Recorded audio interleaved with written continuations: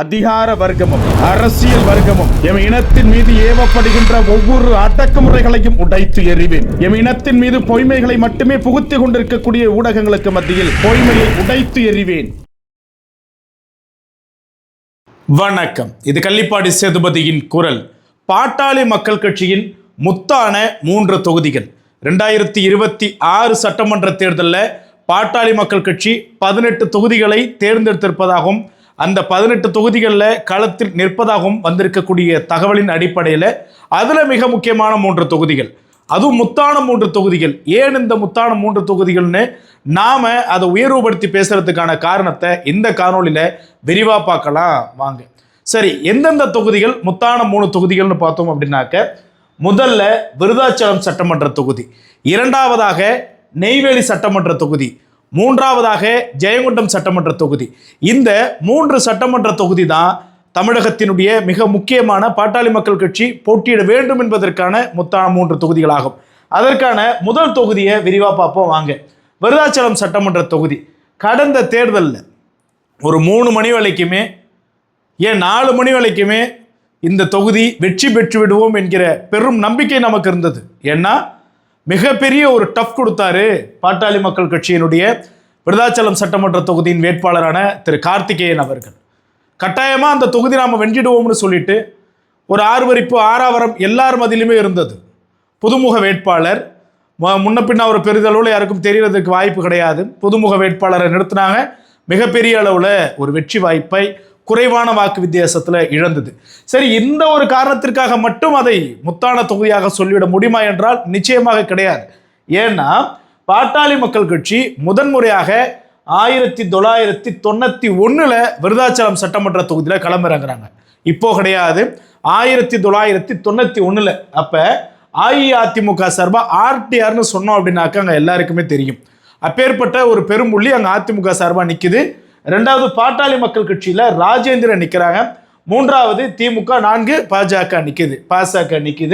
இதில் வந்து பார்த்தோம்னா ஆர்டி ரங்கநாதன் அவர்கள் 51,931 வாக்கு, ராஜேந்திரன் அவர்கள் பாட்டாளி மக்கள் கட்சியினுடைய வேட்பாளர் ராஜேந்திரன் அவர்கள் 37,634 வாக்கு.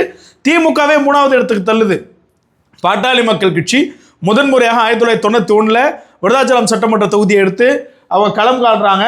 அதிமுக 1ஆம் இடம், 2ஆம் இடம் பாமக, 3ஆம் இடம் திமுகவுக்கு தள்ளுது. அதனை தொடர்ந்து பார்த்தோம் அப்படின்னாக்க மீண்டும் வந்து 1996 சட்டமன்ற தேர்தலில் திமுக சார்பாக குழந்தை தமிழரசன் நிற்கிறாரு.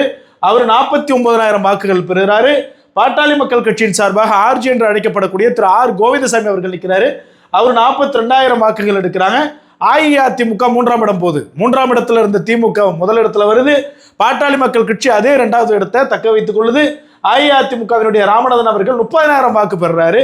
4வது மதிமுக அவங்க ஒரு 5,000 வாக்கு பெறுறாங்க. அடுத்து பார்த்தோம் அப்படின்னாக்க 2001 தேர்தல் பாட்டாளி மக்கள் கட்சி 1991-96 2ஆம் இடத்துல இருந்தது. ஆர் கோவிந்தசாமி அவர்கள் 3வது முறையாக 2001 போட்டியிடுறாரு. வெற்றி, முதல் வெற்றி 2001 பாட்டாளி மக்கள் கட்சி ஆர்ஜி கோவிந்தசாமி அவர்கள் தக்க வைக்கிறார். பாட்டாளி மக்கள் கட்சி 68,000 வாக்குகள், 68,900 வாக்குகள். திமுகவினுடைய முன்னாள் எம்எல்ஏ அவர் எம்எல்ஏ இருந்தார், அப்புறம் முன்னாள் எம்எல்ஏ ஆகிறாரு குழந்தை தமிழரசன் அவர்கள் 61,000 வாக்கு, கிட்டத்தட்ட 7,128 ஓட்டு அப்படிங்கிறது பேலன்ஸ் பண்ணி கோவிந்தசாமி அவர்கள் முதல் இடத்துக்கு வராரு 2001. அடுத்தது திருப்பியும் 2006 நிற்கிறாங்க. தேமுதிக விஜயகாந்த் அவர்கள் என்ட்ரி கொடுக்குறாரு அரசியலுக்கு. வந்த முதல் தொகுதியை எதை தேர்ந்தெடுக்கிறாருனாக்க விருதாச்சலம் சட்டமன்ற தொகுதியை தேர்ந்தெடுக்கிறாரு. விருதாச்சலம் சட்டமன்ற தொகுதியை ஒரு ஸ்டார் கேண்டிடேட், ஒரு ஆக்டர் இவ்வளவும் இருக்கக்கூடிய திரு விஜயகாந்த் அவர்கள் 61,000 வாக்குகள் பெறுகிறாரு. பாட்டாளி மக்கள் கட்சியினுடைய எம்எல்ஏ இருந்த திரு ஆர் கோவிந்தசாமி அவர்கள் 47,000 ஓட்டு. அஇஅதிமுக காசினார் 35,000 ஓட்டு.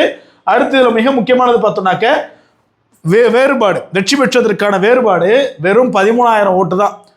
ஏன் வெறும் அப்படின்றோன்னா அவர் பெரிய முக்கியமான ஆள் இல்லை விஜயகாந்த் அவர்கள். அவர் வந்து 13,000 வாக்கு வித்தியாசத்தில் தான் வெற்றி பெறுகிறார். அடுத்தது பார்த்தோம் அப்படின்னாக்க 2016 திமுக சார்பாக கோவிந்தசாமி அவர்கள், அவர் வேறு கோவிந்தசாமி. அடுத்த அஇஅதிமுக சார்பாக கலைச்செல்வன் அவர்கள், பாட்டாளி மக்கள் கட்சியின் சார்பாக தமிழரசி மேடம் வந்து போட்டிடுறாங்க. தமிழரசி அம்மா வந்து 3ஆம் இடம் 2016 29,340 ஓட்டு 3ஆம் இடத்துக்கு போகிறாங்க.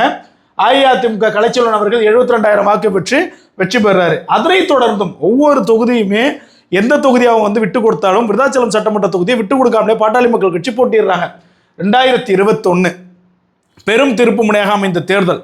காரணம் என்னன்னா, காங்கிரஸ் எம்.ஆர். ராதாகிருஷ்ணன் அவர்கள், திமுக காங்கிரஸ் கூட்டணி, 2வது ஜே கார்த்திகேயன் அவர்கள், 3வது பிரேமலதா நிற்கிறாங்க. விஜயகாந்த் அவர்களுடைய மறைவுக்கு பின்பு பிரேமலதா விஜயகாந்த் அவர்கள் அந்த தொகுதியை தேர்ந்தெடுக்கிறாங்க. தொகுதியை தேர்ந்தெடுத்து நிற்கிறாங்க. நிற்கக்குள்ள 25,000 ஓட்டு தான் டெபாசிட் போச்சு அவங்களுக்கு. அடுத்தது காங்கிரஸ் ராதாகிருஷ்ணன் அவர்கள் 77,064 ஓட்டு. பாட்டாளி மக்கள் கட்சி கார்த்திகேயன் அவர்கள் 76,202. பெரிய டிஃபரே கிடையாது. வெறும் 862 ஓட்டு வித்தியாசத்தில் அங்கே காங்கிரஸ் வெற்றி பெறுது. அது எப்போ? இறுதி நேரத்தில் கட்டாயம் இந்த தொகுதி வெற்றி நினச்சிட்டு இருக்கக்கூடிய அந்த ஒரு கணத்தில் வந்து அங்கே காங்கிரஸ் வெற்றி பெறுது. இதனால தான் சொன்னோம், பாட்டாளி மக்கள் கட்சி தேர்ந்தெடுக்கக்கூடிய தொகுதியில் முத்தான 3 பட்டியலில் முதல் பட்டியல் விருதாச்சலம் சட்டமன்ற தொகுதின்னு சொன்னோம். கார்த்திகேயன் அவர்கள் இறுதி வரைக்கும் போராடினாங்க. பெருமளவில் ஒரு டஃப் கொடுத்தாங்க. ஆனால் ஒரு குறைந்தபட்ச வாக்கு வித்தியாசத்தில் அந்த தொகுதி என்பது ஒரு பால் நழுவி போனது மாதிரி போயிடுச்சு. அடுத்தது பார்த்தோம் அப்படின்னாக்க முத்தான 2வது தொகுதி திரு ஜெகன் அவர்கள், பாட்டாளி மக்கள் கட்சியினுடைய வேட்பாளராக பலமுறை அந்த தொகுதியில் களம் கண்டவர். திரு ஜெகன் அவர்கள் 2021 சட்டமன்ற தொகுதியினுடைய வேட்பாளரும் ஆவார். பாட்டாளி மக்கள் கட்சி இங்கே நெய்வேலி சட்டமன்ற தொகுதி பிரித்ததற்கு பின்பாக முதல்ல 2011 போட்டிடுறாங்க. அஇஅதிமுக சார்பா சிவசுப்பிரமணியன், பாமக சார்பா வேல்முருகன் அவர்கள் போட்டிடுறாரு. வேல்முருகன் அவர்கள் அப்போ கட்சியில் இருந்த நேரம் அவருக்கு பிரிச்சதுமே சீட்டு கொடுக்குறாங்க. அவர் 61,431 வாக்குகள் பெறுகிறாரு. அஇஅதிமுக சிவசுப்பிரமணியம் அவர்கள் 69,549 ஓட்டு. அதிகபட்ச வெற்றி அப்படிங்கிறது 8,118 ஓட்டில் அங்கே அதிமுக அப்படிங்கிறது வின் பண்ணுது. அதனைத் தொடர்ந்து அடுத்து வந்த 2016 தனித்து நின்ற தேர்தலில் திமுக சபா ராஜேந்திரன் அவர்கள், அதிமுக ராஜசேகர், ஏன்னா இப்போ வேல்முருகன் போயிட்டார் கட்சி பிரிஞ்சு, அவர் அங்கே போட்டிடுறாரு. 2016 பாட்டாளி மக்கள் கட்சி தனித்து போட்டிடுதுன்னு சொல்லிட்டு என்ன பண்ணுறாங்கன்னா அவர் அங்கே போட்டிடுறாரு. ஜெகன் அவர்கள் பாட்டாளி மக்கள் கட்சியின் சார்பாக தனித்து போட்டிடுறாங்க. 19,849 ஓட்டு. இதில் வந்து கூட்டணியில் இருந்தால் சபா ராஜேந்திரன் நிற்கல, கூட்டணியில் வந்து அதிமுக கூட இருந்தால் ஜெகன் அவர்கள் வெற்றி பெற்றிருந்திருப்பாரு. அப்போ 2016 மாற்ற முன்னேற்றம் அன்புமணின்னு சொல்லிட்டு மிகப்பெரிய ஒரு யுத்திய கையில் எடுத்தார் திரு அன்புமணி ராமதாஸ் அவர்கள். வந்த உடனே ஜெகன் அவர்களுக்கு வாய்ப்பு கொடுக்கப்படுகிறது. 4ஆம் இடத்துக்கு போறாரு. அடுத்த தேர்தல் 2021 தேர்தல், இதுதான் மிக முக்கியமான தேர்தல். ஏன்னா இப்போ எப்படி விருதாச்சலம் சட்டமன்ற தொகுதி நம்ம சொன்னோம், அதே போல இந்த சட்டமன்ற தொகுதியிலுமே நிச்சயமாக பாட்டாளி மக்கள் கட்சி வெற்றி பெற்றுவிடும் என்கிற ஒரு பெரும் எண்ணத்தை இந்த தொகுதி ஏற்படுத்தியது. சபா ராஜேந்திரன் அவர்கள் 2016 வேட்பாளர், அடுத்த 2021 வேட்பாளர். ஜெகன் அவர்கள் 2021 வேட்பாளர், 2016 வேட்பாளர். அப்போ ஜெகன் அவர்கள் பார்த்தீங்கன்னாக்க 74,200 ஓட்டு வாங்குறாங்க. திமுக சபா ராஜேந்திரன் அவர்கள் 75,177 ஓட்டு வாங்குறாங்க. அடுத்து நாம் தமிழர் கட்சி, அதை நம்ம கணக்கில் எடுத்துக்க தேவையில்லை.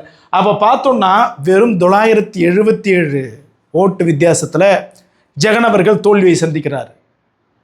அவ்வளோ டஃப் இருந்தும் வெற்றி பெற்று விடுவார் என்று எண்ணிய ஒரு தருணத்தில் தோல்வியை சந்திக்கிறார்.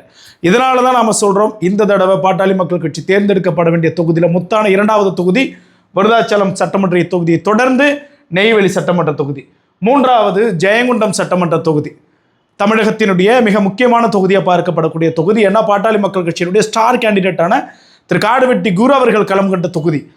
முதல்ல பாட்டாளி மக்கள் கட்சி 1991 களமிறங்குறாங்க. அப்போ பாட்டாளி மக்கள் கட்சியின் சார்பாக துரைராஜு என்பவர் போட்டியிடுகிறார். காங்கிரஸ் கட்சியின் சார்பாக KKC சின்னப்பன், அவருடைய பையன் தான் இப்போ இருக்கிறவர், போட்டியிடுறார். திமுக KC கணேசன்.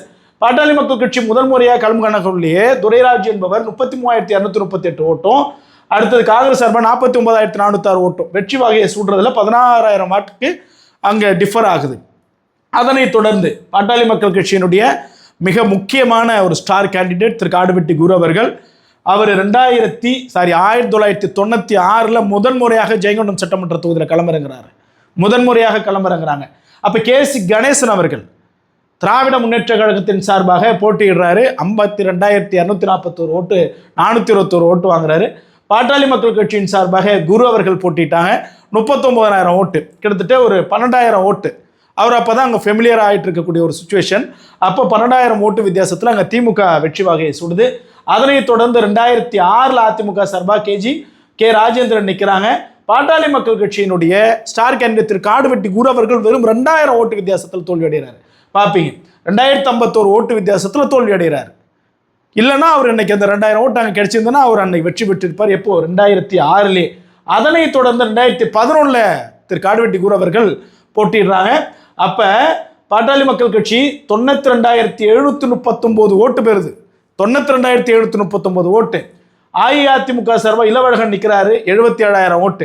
இதில் வின்னிங் ஃபேக்டராக பார்த்தது 15,138 ஓட்டு அப்படிங்கிறது டிஃபரில் வருது. காடுவெட்டி குரு அவர்கள் வெற்றி பெறுறாரு.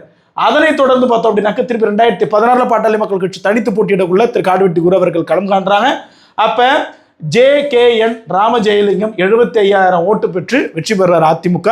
2ஆம் இடத்த பாட்டாளி மக்கள் கட்சி தக்க வைக்குது. அதில் திரு காடுவெட்டி குரு அவர்கள் 52,000 ஓட்டு வித்தியாசத்தில் அவர் முன்னிலையில் வராரு, 2ஆம் இடம் வராரு. இது தனிச்சு நிற்கக்குள்ளேயே வராங்க. அடுத்தது அவருடைய மறைவுக்கு பின்பு அந்த தொகுதியினுடைய வேட்பாளராக திரு பால் அவர்கள், வழக்கறிஞர் திரு பால் அவர்கள் களம் காண்றாங்க. 5,000 ஓட்டு வித்தியாசத்தில் தோல்வி அடைகிறார். 5,000 ஓட்டு வித்தியாசத்தில் தோல்வி அடைகிறார். திமுகவினுடைய காசோகா கண்ணன் அவர்கள் 99,529 ஓட்டு, திரு கே பால் அவர்கள் 94,000 ஓட்டு, கிட்டத்தட்ட 5,000 ஓட்டு வித்தியாசத்தில் தோல்வி அடைகிறாரு. ஜெயங்கொண்டம் தொகுதி வரும்னு நம்ம நினச்சிட்டு இருந்தோம். ஆனால் அங்கே சில சூழல் நடந்தது, சில சூழல் நிலவச்சின் காரணமாக அவரும் பார்த்தீங்கன்னா தோல்வியை தழுவுறாரு. இதன் அடிப்படையில் தான் இப்போ நமக்கு தெரியல இந்த தொகுதியில் நம்ம வந்துட்டோம் அப்படின்னாக்க நிச்சயம் வெற்றி பெற்றுட்டோம்னு. அப்படியான தொகுதிகளில் தான் இந்த 3 தொகுதிகளும். எந்த சூழல்லையுமே அது பாட்டாளி மக்கள் கட்சியினுடைய கோட்டையாக மிக முக்கியமாக இருப்பதில் இந்த 3 தொகுதி ஒன்று. நாம் இந்த முறை இந்த தொகுதியை அவசியம் தேர்ந்தெடுக்கணும் அப்படின்றது எல்லோருடைய எண்ணமாக இருக்குது. விருதாச்சலத்தையும் நெய்வேலியும் ஜெயங்கொண்டத்திலையும் கட்டாயம் நாம் நிற்கணும். எந்த ஒரு சூழலுக்காகவும் அதை மற்றவங்களுக்கு கொடுக்க வேண்டாம், ஏன்னா அது நமக்கான தொகுதின்றது போல தான் மக்களினுடைய கருத்து இருக்கிறது. எனவே இந்த முத்தான 3 தொகுதிகளில் பாட்டாளி மக்கள் கட்சி நிற்க வேண்டும் என்றது எளிய மக்களினுடைய ஆசை, எளிய மக்களினுடைய ஒரு ஏக்கம். நிச்சயம் வெற்றி பெறுவதற்கான வாய்ப்பு இருக்கிறது. பொறுத்திருந்து பார்ப்போம். நிச்சயம் இந்த களத்தை வெல்வோம். நன்றி, வணக்கம்.